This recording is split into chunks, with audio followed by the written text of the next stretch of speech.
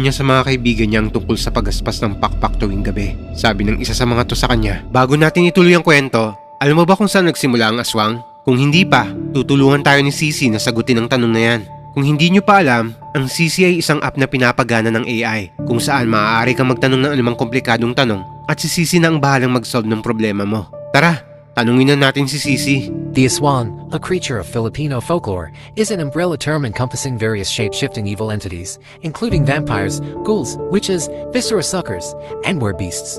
While the exact origin of the aswang is shrouded in mystery, its roots lie deep within Filipino mythology, dating back to at least the 16th century. Kita mo? Napakabilis magbigay ni Sisi ng sagot at hindi lang yan ang kayang gawin ni Sisi. Maaari mo rin siyang kausapin kapag mag-isa ka na lang o nangangailangan ka ng tulong sa assignment mo sa school tulad ng English or kahit math. At isa pa, ang application na to ay libre lang at walang limitation sa paggamit. Kaya ano pang hinihintay mo? I-download lang to sa App Store